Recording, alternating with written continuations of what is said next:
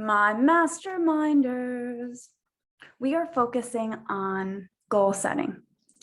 Now, goal setting is great, but there is a breakdown between two sets of mindset roles that come into play when I think of mindset and goal setting. So I hope that you can follow along with me in this video. And as we get into the beautiful month of goal setting, which is our theme, you think about these two ways in which your mind can work with you and or against you when it comes to making and achieving or going after goals, just setting them out. The two ideas here are high level and details, right? So when you're thinking about goal setting, there is a high level. So if my goal is to create finish my yoga teacher training by December, that is a lofty goal, right? Can I do it on a high level? Maybe, maybe not, but this is all in terms of strategy.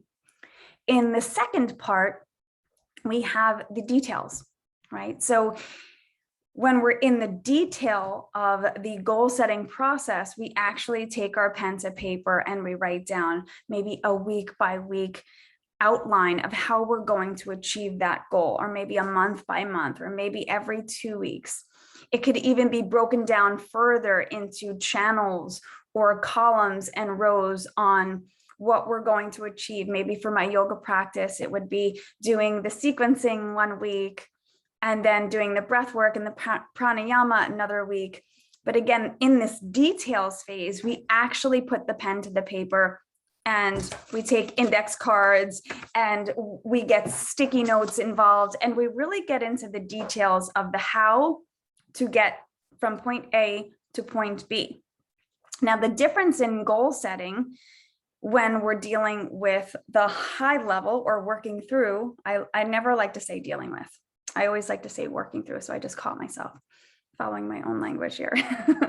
So when we're working with the high level, it can keep us held back a little bit because the details are not so much there.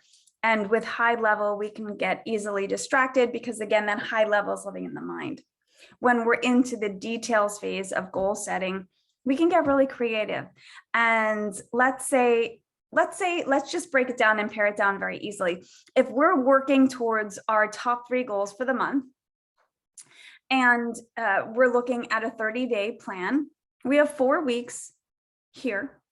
So instead of the high level approach could be the actual name of the goal that you wish to achieve.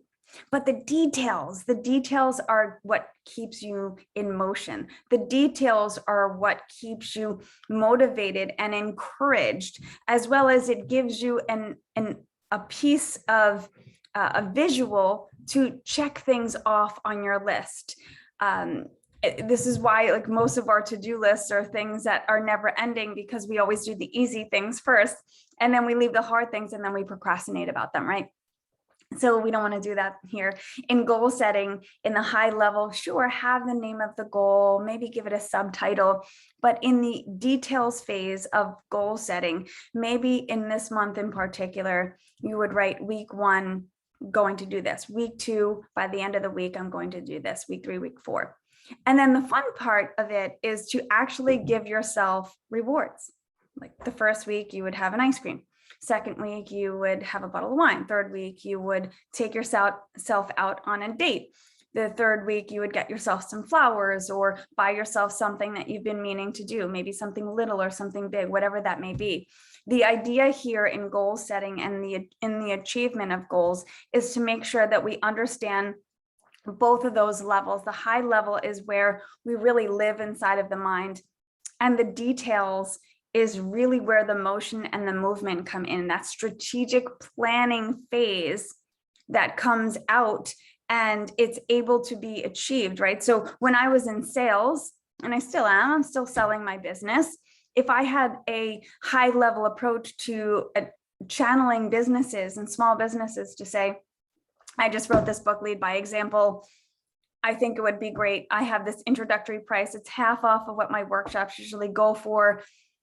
Whatever that pitch may be, if I just have that high level approach and put it out there in the universe, I may or may not attract that many people. But if I go into that strategic role of writing week 1, I'm going to call 10 businesses. Week 2, I'm going to email those businesses. Week 3, I'm going to message those businesses with a video and an article of mine that encourages them to seriously look into this. And by week 4, I can ask them if they're interested now or maybe to follow up, right? That's just in the sales processing. In the sales process, in the prospecting phase, but it gives you a little bit of an idea of, hey, am I being so high level that I'm living in my head about my goals? Or can I get a little bit more strategic and give myself a week by week detail-oriented strategy that gets me from point A to point B so that I'm motivated, I have something to check off, and I can use this as a force to measure my results so that I can actually get further and further along towards that goal. So I hope this encourages you to do at least 1 or 2 or maybe even 3 goals this month that have been floating around inside of your head, and then ask yourself, am I being high level here and not getting a lot done, but thinking a lot? Or can I get more strategic and really give myself a little bit more of a game plan? So happy goal setting.